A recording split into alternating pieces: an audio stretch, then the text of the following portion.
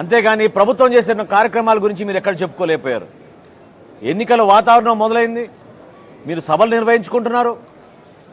ఇంత అవినీతి జరిగిన ఈ పార్టీ ఈ ప్రభుత్వం సొంతంగా ఎందుకు వాళ్ళు హెలికాప్టర్లు పెట్టుకోలేకపోయారు?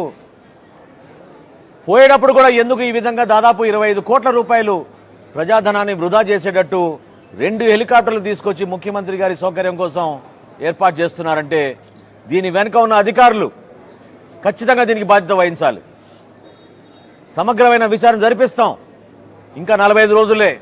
ప్రభుత్వం వచ్చిన తర్వాత డెఫినెట్గా వీళ్ళపైన చర్యలు తీసుకుంటాం. అటువంటి అవకాశం లేదు నాకు తెలిసినంత వరకు. భారతదేశంలో కేవలం మన ప్రధానమంత్రి గారికే ఉంది. ఆయనకి రక్షణ కల్పించాలి కాబట్టి చట్టంలో తీసుకొచ్చారు ఆ మార్పు. ఏ చట్టం పాటిస్తోంది మరి రాష్ట్ర ప్రభుత్వం, వైసీపీ ప్రభుత్వం? 2 హెలికాప్టర్లు ప్రజాధనంతో తీసుకొచ్చి రాజకీయ లబ్ధి కోసం ఉపయోగించడం అనేది మేము ముమ్మాటికి ఖండిస్తున్నాం. ఈ సభలో ప్రతి ఒక్క పౌరుడు గర్వపడే విధంగా, తెలుగు జాతి గర్వపడే విధంగా, మన ప్రాంత సంస్కృతి, ఇక్కడున్న కళాకారుల్ని ప్రోత్సహించే విధంగా మా పార్టీ నాయకులు, తెలుగుదేశం పార్టీ నాయకులు కలిసికట్టుగా ఒక అద్భుతమైన కార్యక్రమం నిర్వహించబోతున్నాం. మిమ్మల్ని అందరూ కూడా అందులో ఆహ్వానిస్తున్నాం. రండి, మీరందరూ వచ్చి పాల్గొనండి. ఈ సభని మీరు విజయవంతం చేయాల్సిన బాధ్యత మా పార్టీ శ్రేణులకు ఎంత ఉందో ఈ రాష్ట్ర ప్రజలు కూడా అంతే ఉంది.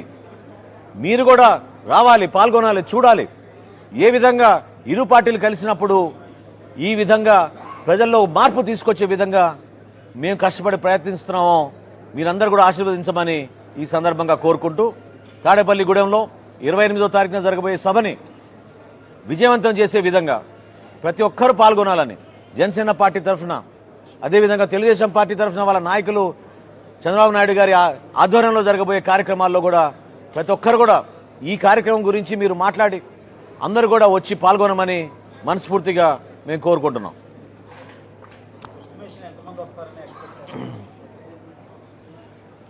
మా ఏర్పాట్లు సుమారు 6 లక్షల మంది కోసం ఏర్పాట్లు చేస్తున్నాం అండి. ఇంకా గ్రౌండ్ లెవెలింగ్ అన్నీ పూర్తయిన తర్వాత కరెక్ట్ అంచనాలకు వస్తాం.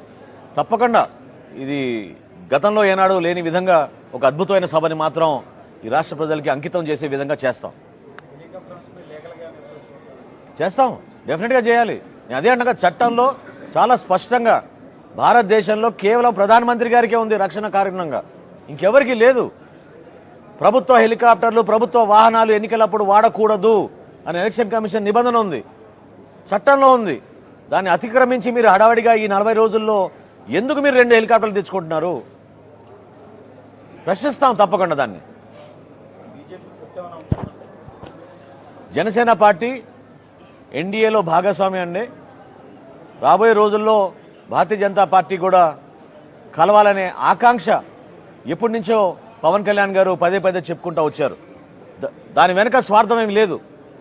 రేపటి రోజున మన ప్రభుత్వంలో ఆంధ్రప్రదేశ్లో ఉన్న ప్రజలందరికీ మంచి పరిపాలన అందించాలి, నిధులు తీసుకురావాలి, పెట్టుబడులు తీసుకురావాలి, కేంద్ర సహాయం అవసరం అంటే అనేక ప్రాజెక్టుల విషయంలో, అది అమరావతి రాజధాని కానివ్వండి, పోలవరం ప్రాజెక్టు కానివ్వండి, జాతీయ రహదారులు కానివ్వండి, పోర్టులు కానివ్వండి, ఏదైనా అభివృద్ధి జరగాలంటే కేంద్ర ప్రభుత్వ సహాయం అవసరం.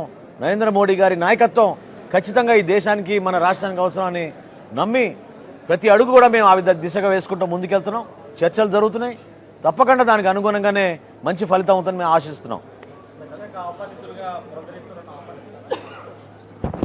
అంటే ఇంకా చర్చలు జరుగుతున్నాయి కాబట్టి చర్చలు జరిగిన తర్వాత, కలయిక తర్వాత తప్పకుండా మేము చేయాల్సిన కార్యక్రమం ఉమ్మడిగానే చేస్తాం. Thank you.